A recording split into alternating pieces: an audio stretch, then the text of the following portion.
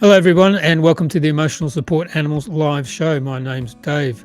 We're so excited to have you all here tonight.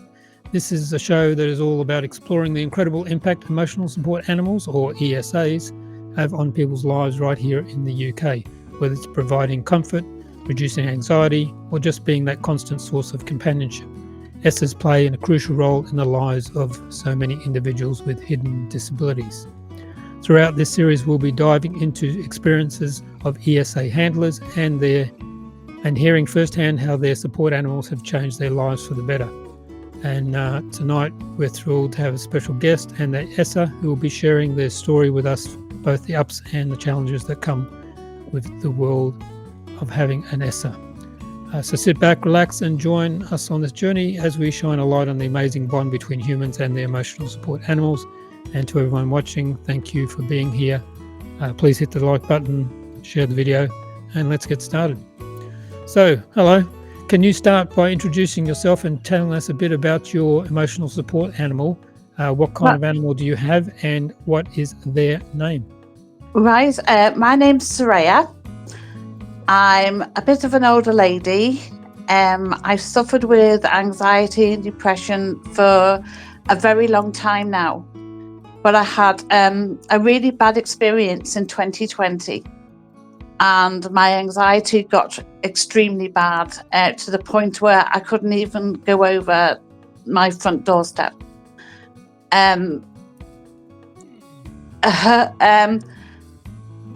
My son found Harley, who's a Pomeranian Chihuahua cross, for sale. Thought it would do me some good to have some company. And my mum paid for him for me. Never had a male dog before, always had females.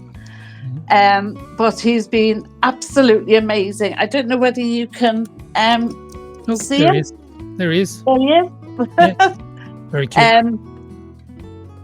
He has helped me so much. It took 4 months to be able to get him out with somebody, because I was very anxious about going out. He helps me extremely well with my anxiety.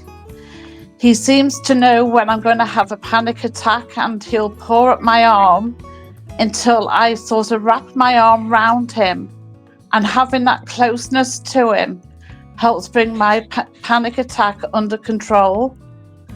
I also have physical disabilities, and he's tuned into them as well.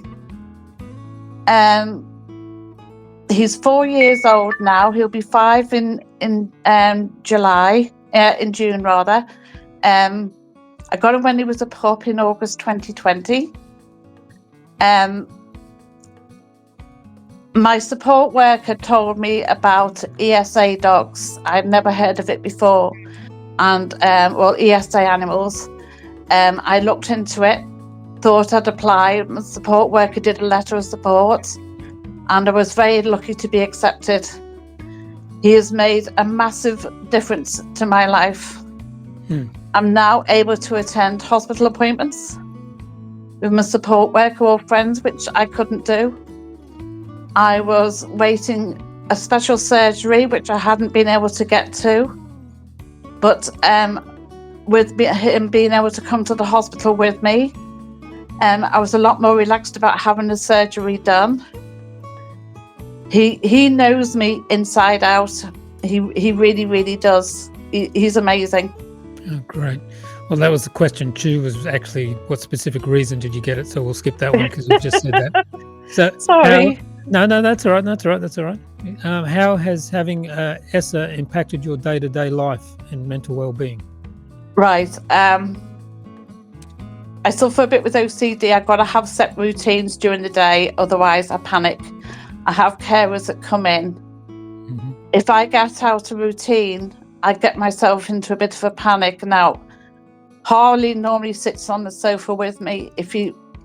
I don't know how he does it, but he seems to sense if I'm getting panicked or agitated, and he'll put himself on my knee and lay across me, and I'll stroke him, which will bring the anxiety level down. When I'm out, he seems to know if I'm getting anxious. I use the mobility scooter when I'm out, and he's a little devil for jumping on the footpath and having a ride. And when he must sense it through the lead. When he feels me getting anxious, he'll jump on the footpath of the mobility scooter and pull up my leg, so I'll stop, have a breather, give him a stroke, and I can carry on again then. Right. Could you share a particular story or instance where your emotional support animal provided comfort or support during a challenging time? Don't have to go into great detail, just... I had a lot of issues with my family, who aren't very accepting of my mental health problems and my anxiety. It got really bad last year, and I was in an extremely dark place last year. Harley wouldn't leave my side, and I'm not exaggerating. He would not leave my side during that 2 weeks. He was pawing at me all the time. He was snuggling into me. He was sitting on the back of the sofa with his head on my shoulder. I found stroking him helped relax me and ease the tension. When the tension built up again, I'd call Harley and he'd come and sit beside me, and I'd stroke him and he'd give me a nuzzle or a couple of kisses, and he'll calm me down again. He really helped me through a really difficult time. As I previously said, I was in a terrible, terrible dark place, and if it hadn't have been for Harley, I don't know where I would be now. What are some of the biggest benefits you've experienced since getting an emotional support animal? Right. I had a lot of trouble going out. So that's helped with that. Yeah, because obviously I got to take him for a walk. It started with once a day and now up to 4 times a day. At first, I was only going around the block, and then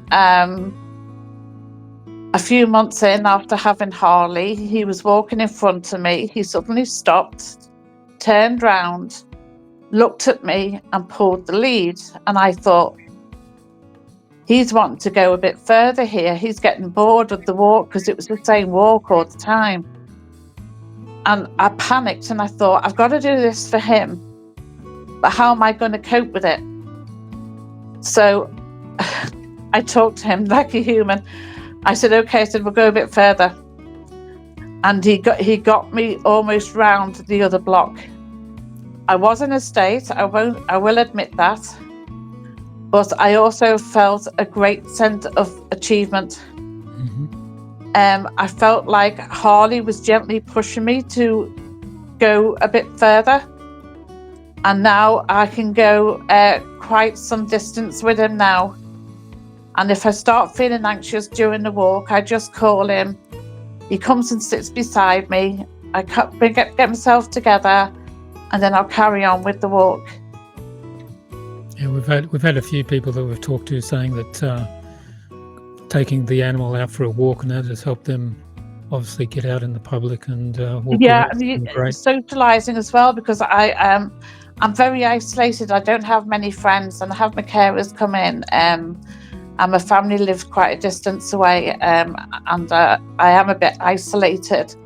But having Harley and increasing my walks with him and meeting more people and getting to know the community more, which has really been a big help. I've got a question about that coming up.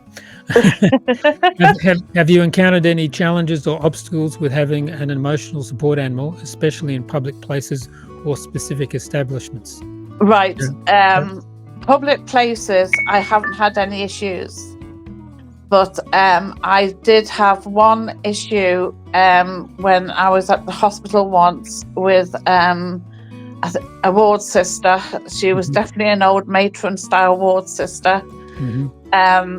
She tried to stop me at the door. My friend was pushing me in my wheelchair, and Harley was on my knee.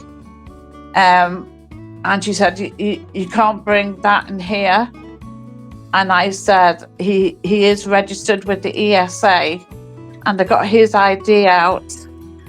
And she sort of looked at me, and my friend's very good of raising an eyebrow and giving people a funny look. Mm-hmm. And she backed off. But since then, I've noticed a lot more people in the last 12 to 18 months have been more accepted to ESA animals. But on the other hand, a lot of people think it's an excuse to keep your dog with you in hospitals or public places. So it's a very hit and miss situation. Yeah, I think the education of the public is the big thing. Yeah. Do you feel that having an emotional support animal has helped you connect with people in your community, or has it affected your social life? It's social life, not as much, because I'm still not very good at going out of my comfort zones. Mm-hmm. But in the community, he's definitely made a big difference. I'm talking more to people. I don't feel as anxious when I'm out in my safe areas. Mm-hmm. I'm talking to people that I've seen go past, and I've avoided. I had a terrible habit, apparently, of keeping my head down so I didn't make eye contact. But now I'll sit up a bit more confident, because I've got Harley with me. It's made me feel more confident when I'm out. Yeah. He's definitely helped me locally, definitely. And I'm hoping,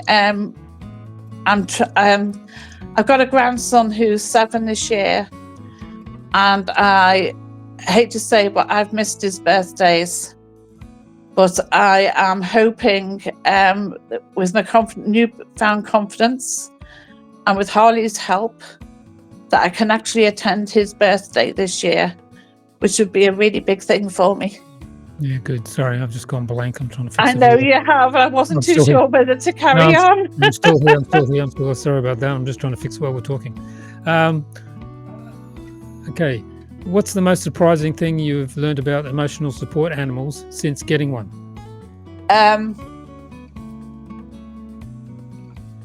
I'd never heard of them before until my support worker told me about them. Mm-hmm. I looked into it. I was surprised to see that you could have cats as an ESA as well. Yep. I looked into the type of work that they do, and I felt it was for me. So my support worker did the letter for me, and I was accepted. It's been an absolute lifeline for me. It really, really has. And it brings up a talking point, because I've got a harness on Harley with ESA don't provide them at the moment. I've had to get them online, but it's got emotional support animal on his harness, which makes a talking point. So I'm able to get my word out about ESAs that way as well. Yeah, the registry is just about to get those round sew-on patches. So that'll be fantastic. Yeah, so they've found a place that'll be able to do them, so they'll be able to start supplying them. That'll be brilliant. Next month, yeah. And also they're trying to, their problem is with the harnesses and all that is you've got to stock so many for different size animals and all that. It just becomes cost prohibitive, you never definitely. know what's going to go on. That's the problem. So they're trying to look for a supplier that they can just, if you want one, they'll order, and it'll just, order direct from the supplier. Yeah.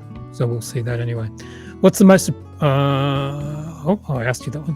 What are the misconceptions about emotional support animals that you would like to clear up to our viewers? Right. They're not an excuse to take your dog with you, or your cat, or your rabbit. The person, an ESA, is needed by the owner to cope with everyday life, to cope with going to appointments, to do social activities. They help with the anxiety, with the panic that people suffer from. Knowing he's only a hand away from me it makes a big difference to my daily life outside of my home.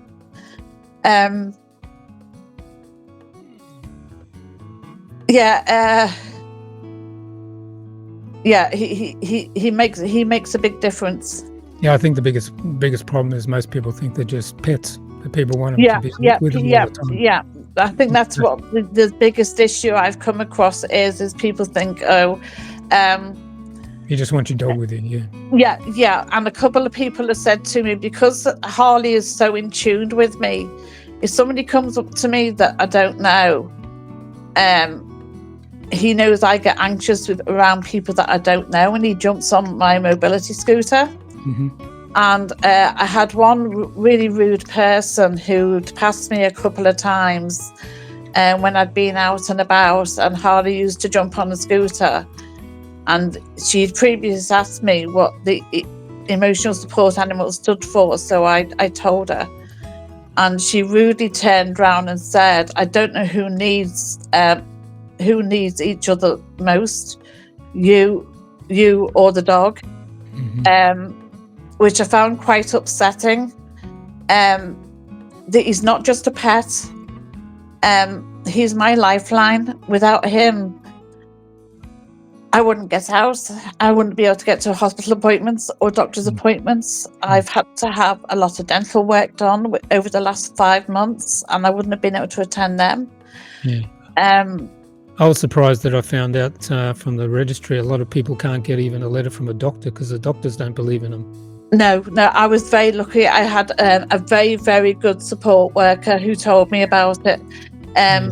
Because I've been anxious about reapplying because she's actually left now. But luckily I haven't had any issues about reapplying because of the letter that she did, the cover letter she did for me. A lot of professionals don't recognise them whatsoever. Yeah, I know. It's very strange where a doctor's supposed to help you, but they won't write you a letter to help you. Yeah, I mean, I have district nurses come in every other day, and they see the difference he makes to me when they're doing the procedures. Him sitting beside me, how more relaxed I am while they're doing the procedures. So they've noticed a big difference. A couple of them have never even heard of ESAs before. So that's made a big difference because it's got the word out a bit more. Yeah.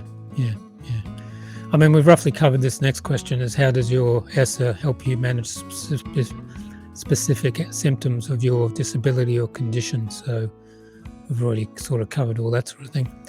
How receptive have businesses and service providers in your city or town been towards your ESA? Have you found any certain places more accepting than others? I was really worried about taking her to hospital appointments.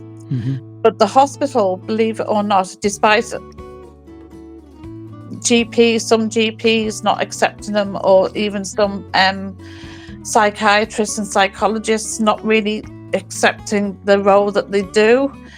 I was very, very anxious the first time I took him to the hospital because I thought this is going to be a make or break for me. But he was welcomed. He's probably like all the ESAs, he's very, very friendly, very quiet. When he seems to know when we go into a building that he's not in play mode. The only time I had a bit of an issue was when I went to a garden centre, and they used to have dogs allowed in the cafe. But I don't know what happened. Something must have happened with another dog, and it stopped the dogs from going into the cafe inside. They could only go outside. And I sat down at the edge of the inside cafe with Harley. My friend went to get a drink, and one of the staff members came up and she said, "We don't allow dogs inside anymore." So I showed her his ID. And she said, that is fantastic. She couldn't believe it. She didn't know such a what's the word I'm looking for? Such a thing existed. She'd never heard of ESAs before, and she said to me, "Don't worry, you don't have to move. You stay exactly where you are. And if any other staff members come over and question you, just tell them that you've spoken to me, and it's been cleared up." Oh, that's great. So, yeah, I was made up over that. Cool. Next question's on traveling, but you haven't travelled yet with your ESA, so... No. Yeah. What advice would you give to someone who is considering getting an emotional support animal? Right. You have to consider that when you get an emotional support animal, that you are taking on a pet as well. Mm-hmm. You have to make sure you are going to be able to afford it. You have to make sure that you're going to have the time to look after it.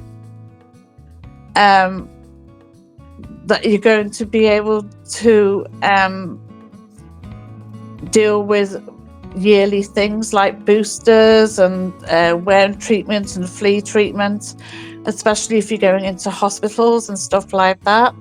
Mm-hmm. Some ESAs need grooming, and if I've got a hospital appointment coming up, I will send Harley to the groomers, so which the hospital really appreciate me doing that.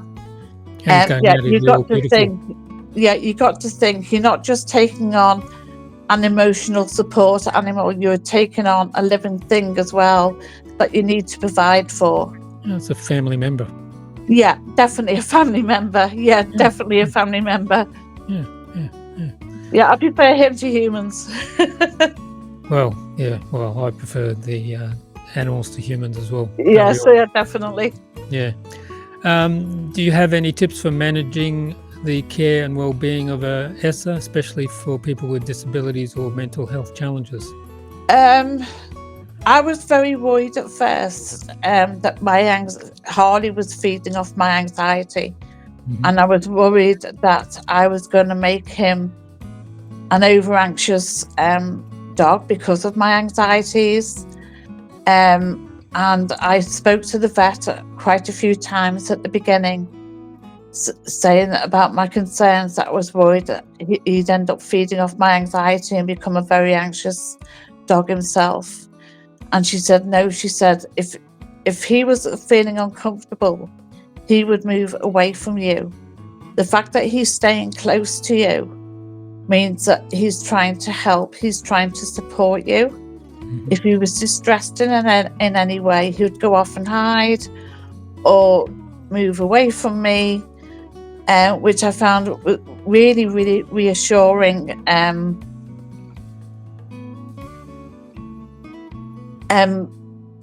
Introduce them slowly to family members and professionals.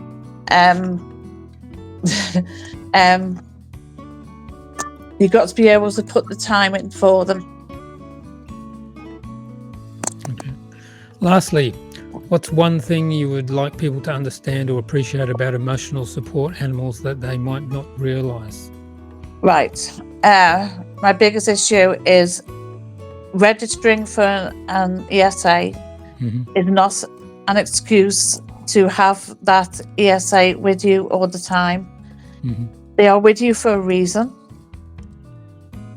They provide invisible support to the person who owns that ESA, and they don't know how that person would react if they didn't have the ESA with them when they were out and about. Sorry, Harley's just heard something outside.